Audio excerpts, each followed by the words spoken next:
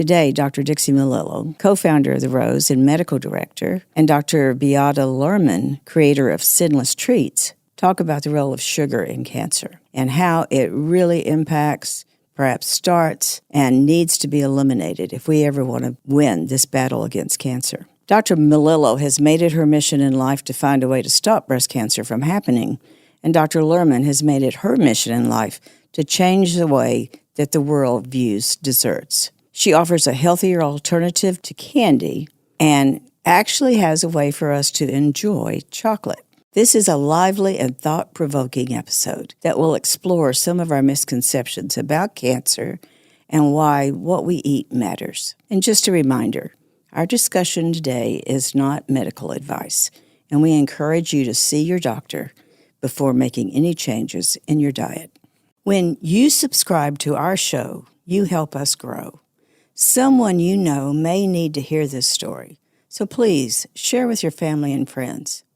And consider supporting our mission. Your donation can help save the life of an uninsured woman.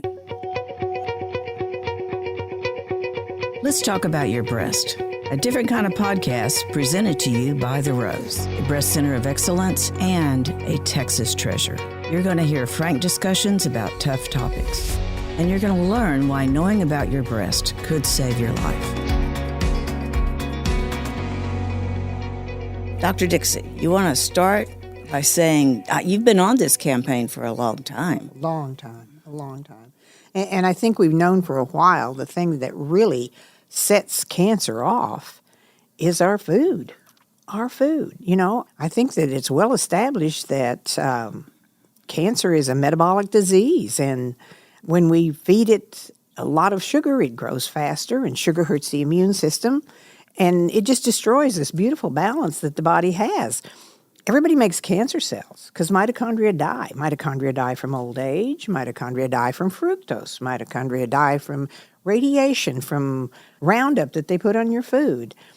And usually, you know, you have this beautiful dance going on. You make a cancer cell, and then the immune cell comes along and eats him. And you make one, he eats him, you make one, he eats him, and it's okay. But like during the pandemic particularly, when we were isolated, people really started eating a lot of processed fast food into which they had added sugar, and you can tell by the weight of America. I mean, everybody gained weight. All of these metabolic diseases just bloomed, and we are seeing so much cancer I have never seen. I mean, like the last 2 weeks, we've had 4 kiddos in their 30s with breast cancer. Yesterday, I had 3 people walk in. You know, one of them just had been a screener that got a call back. 3 people with cancer, 2 of them in their 40s and 1 at 50. So, you know, what we're seeing now is mind-boggling. And, for the last 20 years, I've been saying cancer's increasing, but now I'm like, it's a scary increase, you know? And so I've made these little pamphlets, I'll let you see them, about sugar and cancer, and I give them to all of my patients. And I even made them in Spanish for my little, my restaurant workers, my cleaning ladies who can't speak English. And I beg them, please read this, share it with your friends and family. And it tells a lot about, it's very simple. Basically, it says don't eat sugar. It doesn't get complicated at all. It just says, cut the processed foods and the sugars out. And I pray that it makes some difference. I think it would definitely help if sometimes they say, cut sugar, and they're like, we don't really eat sugar. But I was like, but do you eat bread? Do you eat pasta? Oh, I explained it to them. Yeah, so you really have to, do you eat cereal in the morning? Do you drink juice? I can tell you a funny story. I've been married to my husband for 11 years, and my husband is a plumber. But because he lives with me, but just by osmosis, he absorbs, every new trend or not so new trend as you were talking about. And so he goes to many people's houses and he likes to talk to people. And people sometimes share with him, well, we try to live healthier life. And he asks them, what do you eat in the morning? And they're like, we eat the oatmeal and we chase it with a glass of orange juice. Yes. And he's like, congratulations, you just like created yourself a very inflammatory. And I said, can you imagine what kind of plumber would come to your house and start educating you on how to eat I think right? it's wonderful. I think it's awesome. But I think very much in support of your point, MD Anderson Cancer Center had a town hall in October, and I think it was by Professor Zhu. I will connect you. I know the person. And they actually said the quiet part out loud, the fact that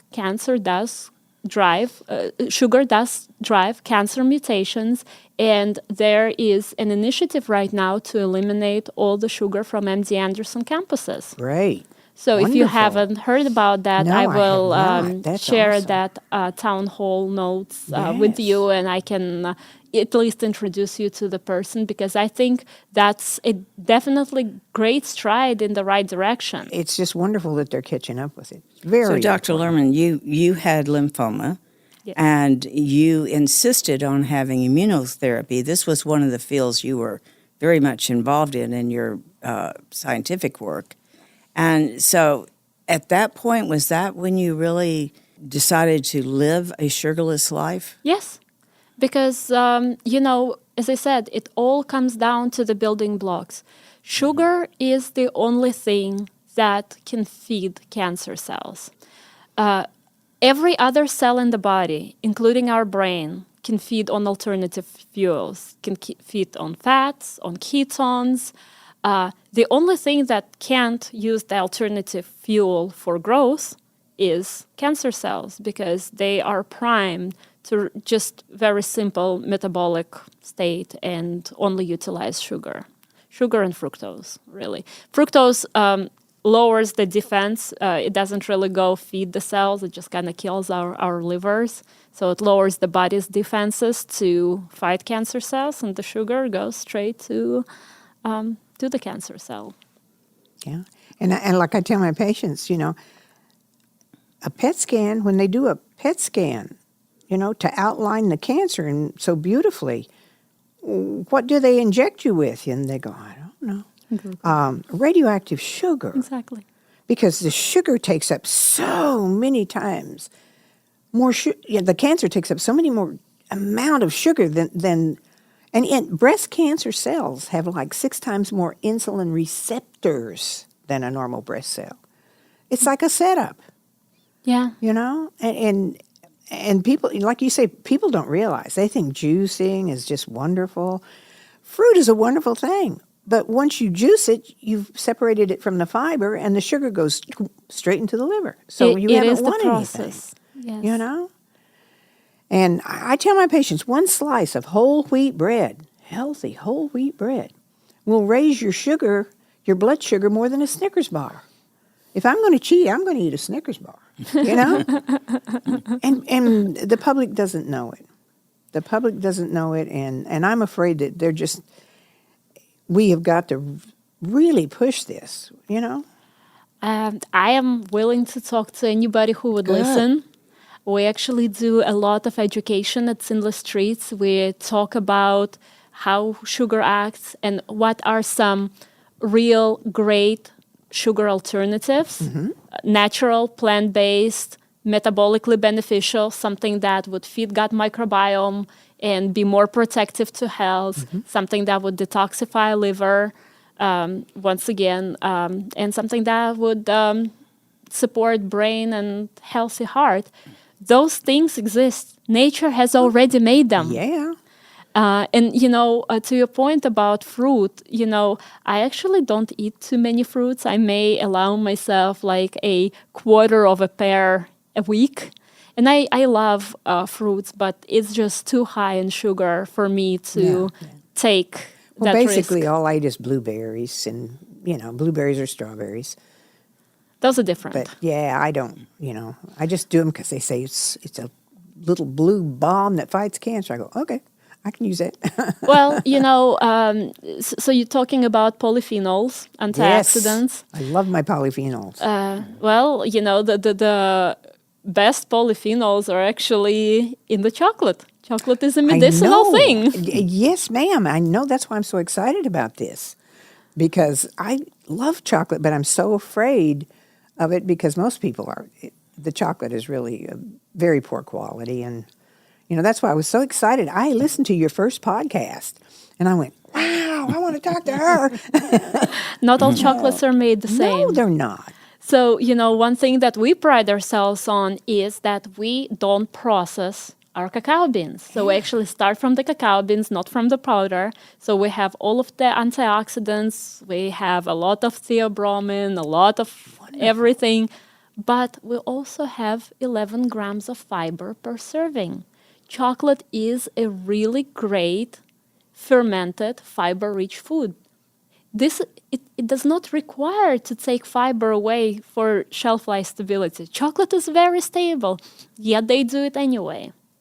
I didn't know that. I never thought of it as having fiber, but that's awesome. 11 grams per serving. Yeah, it's entirely possible. So why do you think the general public why don't we know more about this?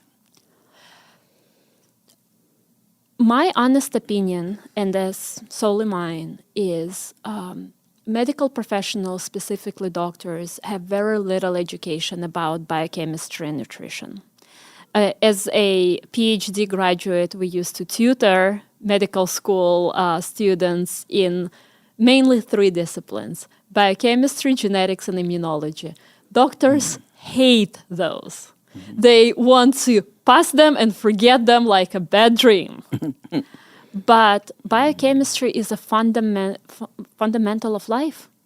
You cannot treat anything without understanding how every molecule interacts and what is it linked to and what does it fall apart to become and what those fall apart things do. And I think because the doctors are just so overwhelmed and they are pushed to be so specialized and there's so much information, but there is no time to really learn the fundamental of medicine, and specifically preventative medicine, we find ourselves in the mess that we are right now. And specifically, I wanted to highlight this clinical trial about breast cancer that came out the other week. It was done on 41 women. It was about the toxic load that cosmetics and lotions and, those things that typically were never associated as a disease-causing things create on women. So it was an interventional trial, meaning that the women were taking their breast cancer genetic markers were measured at the beginning of the trial using the cosmetic products that they use. And then they were suggested to switch to different cosmetics that would lack 3 categories of chemicals: phthalates, parabens, and endocrine disruptors. For 28 days, they were offered the alternative that didn't have any of those molecules, and then the gene expression for breast cancer was measured again, and it was drastically lower. So people always ask me, are you using any creams? Like, what do you use for, your lotions? I said nothing. I would never put anything on my skin that I would not eat. If I will not eat it, I will not put it on me. Like, if I won't eat soap, I will not wash my face with soap. I will not do it to my child. Water is very sufficient. Mm-hmm. So it's managing those, you have to think about molecules in one of 3 ways. Every molecule that comes in your body interacts with your own molecules in either a positive, neutral, or negative way. And I understand that's a lot of information, but this is where doctors can really, I think, take more responsibility and learn to really educate the public. Otherwise, public are left to fend for themselves. And of course, Dixie, you maintain that we have such marketing. I have opinions, okay? I'm very old, and I say what I think. And 80% of medical school is paid for by the pharmaceutical industry. Okay? True. Do you think the fox is not he's gonna guard the hen house? I mean, come on. And the only thing, and I mean, I went through medical school, and I know people. In fact, I quiz some of my patients that, they're doctors. They just finished medical school last year. They get no education on nutrition. This is a symptom, and this is the medicine you give. And that's the symptom, and that's the medicine. And so they don't teach them about the most important thing that I would think a doctor's there to learn is the human body. Yeah, and the root cause. And now, and I'm sorry, but medicine has become a business. Yes. I mean, there's no solo practitioners. I'm probably the only solo practitioner you're going to find anymore in this area, They're in business associations. Mm-hmm. And they get 12 minutes to see a patient. They get salaries. And if they don't see enough patients and they don't produce enough income, their salary gets reduced. Now, excuse me, since when did medicine become a business? My God, it's supposed to be a compassionate, caring, healing art. We're supposed to protect our patients. We're not supposed to treat their symptoms, Yes. And I, for the life of me, I don't understand it. And I'm not sure I ever will. It But drives me up the wall as well. well, in the processed food industry, and Robert Lustig has a beautiful book called Metabolic. Have you read that? Yes, actually, I am. I know Robert personally. Oh my gosh! We've communicated. Seriously? He invited me to UCSF last year. I was presenting in the Future of Food conference at South by Southwest. I couldn't make it, but I actually just reached out to him because it came up with the company that he's co-founding right now, Beata Lerman. Yeah. They are trying to sequester sugar out of already ultra-processed food. Yeah. I have very mixed feelings about that. I feel like he's selling out his mission and his dream, because his mission originally was to expose that the calorie was not a calorie, that a calorie of palm oil, hydrogenated palm oil, which is poison, Sure. has the same energetical value as, a gram of fish oil, but one is gonna insulate your nerves and protect your heart and do good overall, and the other one will literally kill you.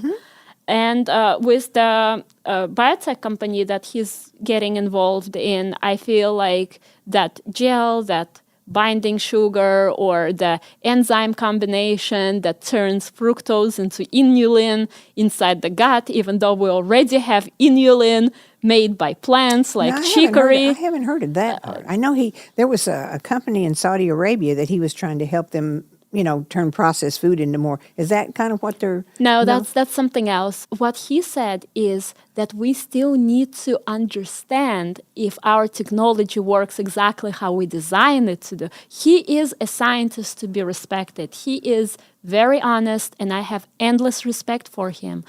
I think where the more money interest is pushing him is where he will be selling out his mission, and that's what I'm concerned about. I mean, he was the one who inspired me to know that creating a sugar substitute that can be protective of liver and feeding gut microbiome and supportive of brain is possible. He said it, and I created it. That's how, my thought process of being an inventor in biotech space was. But it was because I consider him my mentor. I consider him, somebody that I want to follow. But sometimes actions can be questionable. Obviously, you're familiar with Perlmutter's work, Yes. David Perlmutter, yeah. I got interested in him when both of my parents got dementia about 20 years ago. I was going, excuse me, here's two brilliant people that have traveled the world. All of a sudden, they can't remember their name. And then, they lived with me the last 3.5 years of their life. They died in my bed. They couldn't remember anything. Then they couldn't walk. And then they become incontinent. And I couldn't figure out why. So I really started researching some of this nutrition. This is how I got started with the nutrition thing. And when you look on it, though, they were potatoes, corn, Bluebell ice cream, constantly cookies. My mother had so many Butterfinger wrappers in her pockets that, before I washed her clothes, I had to make sure and look. And now they are admitting that most of dementia, Alzheimer's, is just insulin resistance of the brain. Type 3 But diabetes. nobody knows that. Still nobody knows that. Because they're doctors chasing are- amyloid plaques and tau tangles and, it's nuts, girl. I don't know how are we going to get the message out to the world. Now, you're doing it better than I am, but This is why I said I feel I would do a lot more benefit through chocolate than I ever did with you my bet. science. You bet. Because I can show and people can taste it and put it in their mouths and then go to their continuous glucose monitor or, an insulin test and see that their blood sugar went down. Not up, not elevate, not even a couple of points. Yeah. It went down. And it's possible. And if they start to understand that it's possible, they're going to start demanding that other food manufacturers would go that way. Yeah. Because I know, getting people to give up sweets is just, it's nearly, I have one patient, I tell my patients, I said, if you have a sweet tooth, pull it. And one lady, she says, well, if I did, next year I'd come back with dentures. And I went, oh, okay, because No, I don't think it's sustainable. People report they would really lose on quality of life if they don't have sweets in their life. I can say as a recovered sugar addict that it is not easy. Detoxing from sugar is painful. You It are is so a right. full, outright withdrawal syndrome, getting clean as if it was a substance abuse. Sugar is an addictive substance. it's 8 times more addictive than heroin. It hits the center in the opioid center in the brain. These big companies, they have CAT scanners that they put people in, and they feed them these processed foods, and whatever lights up the opioid center the most is what they push. Exactly. Excuse me? We're creating addicts so we can kill them? We have the best medical system in the world, and we have the sickest people. The healthcare system is costing us bazillions of dollars through preventable diseases. And I cannot, for the life of me, I can't just understand why everybody's not out screaming on the corners. Hey, guys, cut it out. Or, and like Lustig has a good point. He said there were things that we, years ago, like tobacco, we had to legislate that you can't smoke in public, and we had to do a few things. Seatbelts, and he says condoms in restrooms. I don't know about that. But he said, and it becomes habit, it becomes custom, and these subsidies, we're doing like $800 billion of subsidies to subsidize corn, to make high fructose corn syrup, to kill our children. Right now, leading cause of cirrhosis is sugar. It's not alcohol. Yes. We have children on the liver transplant list because of cirrhosis. Children, 300-pound children with cirrhosis. Come on, America. They ought to just revolt. It starts with kids. I have a 6-year-old, but most parents think that kids are too young to understand medical information. I say BS. I say kids are curious. They ask a lot of questions. My 6-year-old, when she was 3, used to be able to explain COVID a lot better than most doctors could. But we don't give my child processed foods. She doesn't have sugar. She has every great metabolically beneficial alternative, and it's my child, so I can observe how they behave. But my daughter can eat 5, 6, 7 pieces of chocolate before bedtime and go straight to bed and be asleep in 20 minutes. Try to do that with a regular chocolate. Yeah. They'll be bouncing off the walls, and you'll be catching them. Mm-hmm. And what they feed them in schools is, that's another whole topic. It's crazy. Yeah. And, I cook every meal that she takes with her. But, I think kids talking to each other, there was this really great situation in my daughter's school, because she takes all of her snacks. It's prepared from Whole Foods. And a little girl asked the teachers, like, why Dora is her name, like Dora the Explorer, why does she never eat snacks out of the package? And the teacher said, because she wants to be healthy, and because in her culture, home-cooked meals are the priority, and because it's better for you. And I thought that was brilliant. I think the impressionable kids, if you don't give them, if you don't start them on addiction, they will eventually be the ones who will demand change. Exactly. Just like kids will yell at you now if you don't put your seatbelt on, you know. But it's just, I don't know. We're going down a road that we're not going to like when we get there. Yeah, but I think what both of you are trying to do is going to change that. I mean, I think you're absolutely right, Dr. Lerman. Once the public understands this, they're going to start demanding a difference. And once it's not, you know, I always go back to many of our uninsured people, really wholesome foods is out of their budget. It is, they have to learn how to use what monies they have, because a McDonald's hamburger is a lot, you know, No, I beg cheaper. to differ with you, okay? I beg to differ with you. A hamburger, french fries, and a Coke cost a fortune. You can go where I go, to Walmart.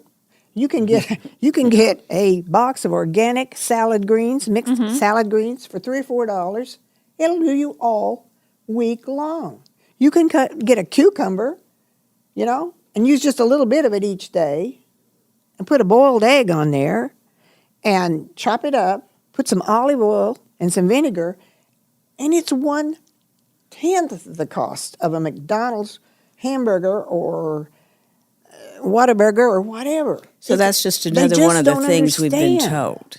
Yeah. That's another part of the... There is a lot of misconception, but you see, there is another side of this debate when I think it was told that United States is mandating to use food stamps to, actually encourages to use food stamps to buy sodas.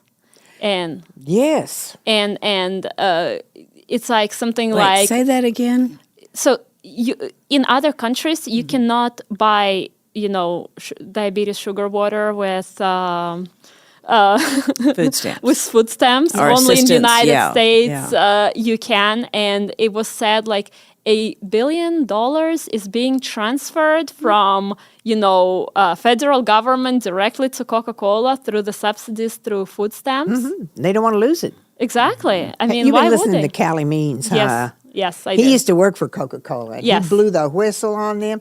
And they spent billions on NAACP and LULAC and telling the children of color were being discriminated against because they couldn't get foods. Why can't we make the same statement that children and adults of color are being discriminated against when they have shorter life expectancy, higher, preventable progressive disease burden? Yeah. It's not just diabetes. It's fibromyalgia. Yeah. It's Autoimmune. IBD. It's autoimmune. It's everything that is costing them not only money, but the quality of their life. The fact that they're coming home and they're tired and they're exhausted and all they want to do is lay down and watch TV and eat more chips. What if they could use that time to actually be happy? Be in their community, you know, and do something, get out. Get out in front of the computer. Have the energy to do it and enjoy. You know, the minorities, and not only being robbed of opportunity to live. And that is the biggest travesty that, you know, the ultra-processed food is committing against all humanity, but specifically minorities. Amen. Wow. Gosh, she's a mini-me. I like her. Yeah, she is, yes. At least she's young enough to do something about it. I process data. I make sure that data is trustworthy and clean. That means that the positive control and the negative control has to be there, and they have to do exactly what is expected. And then the data analysis have to be not doctored. So I'm training in clinical trials. I am an inventor. I invented many products, but also many assays, many processes and protocols in biomedical field. So, I look at data and I really see that the trajectory of human health it doesn't give me hope, and I want to change it. Good. I want you to. All I do is I just take care of my little people, and I try to tell them one person at a time, but you never know when that one person will make a difference. So how do we general public discern the truth? Keep telling it, reaching more people, connecting with more platforms who are not afraid to take us as an opinions, but also show the plethora of evidence to make it facts. And tell your congressmen and your senators to quit subsidizing corn and stuff like that is not used in anything good. They need to subsidize the organic growth of vegetables and fruits and things like that. Yeah. They've got to quit subsidizing this stuff that's killing us. And I think we need to go to schools, and I'm happy to do it if school districts will invite me. I can come and do like a play with your food class where I can take different things and like take a glass of Coca-Cola and like a mouse tooth and submerge it and show kids how it will dissolve within the matter of class. I think that will show them very definitively that that's what's going to be happening with their teeth, and I think that would be a powerful message. That's a good idea. I really think that kids are the future, and we need to teach them the truth, because in the world of AI, I have huge concerns that they will never know. They will never know what real biology is, what real history is. But, I'm not a historian. I don't want to go there. But as far as the biology and functioning of our bodies, I want people to believe their eyes. And I'm not saying it lightly. I invented sugar-free chocolate, and nobody believes it really can do what it can. And I am happy to give it away for free to people to try so they can believe their eyes and their senses, because only that way they can know that this is true. Yeah. And the schools, I go to my school for, have teachers' breakfast or career day, and I'm appalled at what they're serving for lunch. And I've talked to the people at the school. I said, you cannot feed the children this. They said, we have no choice. We have to take what the government tells us to do. So, we've got to. I can give you a very fun experience that actually happened to me last year. I have customers who are huge donors to American Diabetes Association. And they became very huge fans of my chocolate. And they're like, you need to talk to American Diabetes Association. They gave me the names. I reached out to them. There was no response. They were ignoring me until those two gentlemen said, you will talk to her or else. They finally did talk to me. But I got the feeling that, and the premise for the donors, they said, every time we have a gala, every time we have this fundraising events, the food that you're serving us, American Diabetes Association, is not diabetic friendly. And they wanted to potentially have a diabetic friendly chocolate on the menu because, at least practice what you preach. But they have no interest. So I figured that maybe going directly to people who are in charge of solving the problem is counterproductive. We have to find a different way. We have to find the individual and keep at it. And all right, we have just a few minutes. So one last thing, Dixie, you want to tell our listeners? What I always tell my patients is that this food is killing you. Can you top that, Dr. Lerman?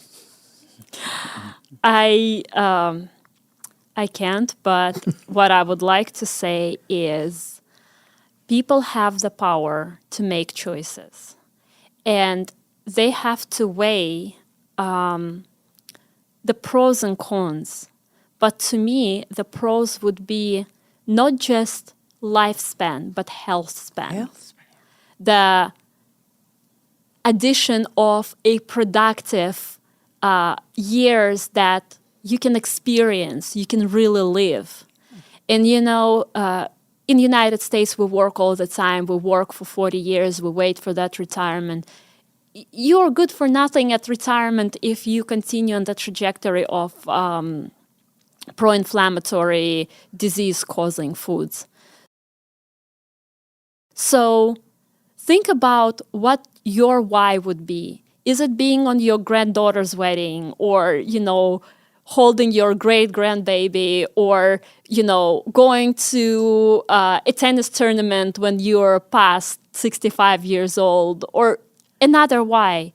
But there has to be something that would encourage you to make better choices. It's actually a medical fact that generation of our children, so I'm a millennial, the millennial kids would have a shorter lifespan. They will live shorter than their parents. The millennials are the last generation with life expectancy into their 80s. Now, burying your children is something that should keep every parent up at night. When you put that plate in front of your child, you have to count how many years you're shaving off in every meal. And that would be a horrible reality. It makes me so scared. I make very strict choices for my daughter, but I actually love all the kids, and I care about all the kids, and I don't ever want that medical fact to become reality. Oh, that's powerful. That is really powerful. That is something that really needs to get out. Right. Because you are killing your children. You know, you would not give your children tobacco. You would not sit there and say, "Oh, have a beer." Yeah. Smoke this cigarette, because you know that that's not good for your children. You can look it up. It is a medical fact that oh yeah, I mean, you see that it a all the generation time. of kids of the millennials and They're going saying forward. children should take Ozempic. Oh dear God! Don't even get me started. Oh my gosh, I mean, what is wrong with these people? You have to give kids the information in an age-appropriate manner, and you have to educate the parents, because this will happen, and I really honestly don't want to live in a world where that happens. And it's so true, though. Kids will do whatever you tell them to do. It's not like they can't go to the store and buy their own stuff. They can't buy tobacco and alcohol. So they should not be able to buy this crappy food. And they can't go. You buy it and you give it to them. So you're setting them up. Yep. I mean, what I tell them, this is important. I tell them, I'm 77. I don't take a medicine in the world. I don't hurt anywhere. I work 9 hours a day. I bought my first Harley Davidson at 65. I mean, I ride motorcycles. Well, we don't ride motorcycles. After the pandemic, we kind of gave up on the motorcycles because they'll run you off the road and shoot you. But, I mean, I tell these kids, don't you want to be me when you're elderly? Come on, man. I want to be you when I'm elderly. I may look a little funny, but man, I'm having a ball. When I'm 70 plus, I want to go scuba dive every day with my camera, take breathtaking pictures, and win photo competitions. We've been there and done that. All right, we're going to stop here. And I know we're going to have you both back, because you just had so much. It was packed with information and great, great advice. Thank you both for really letting us know what we can do to stay healthy. Thank you for having us. Thank you for joining us today on Let's Talk About Your Breasts. This podcast is produced by Speak Podcasting and brought to you by The Rose. Visit therose.org to learn more about our organization. Subscribe to our podcast, share episodes with friends, and join the conversation on social media using hashtag Let's Talk About Your Breasts. We welcome your feedback and suggestions. Consider supporting The Rose. Your gift can make the difference to a person in need. And remember, self-care is not selfish. It's essential.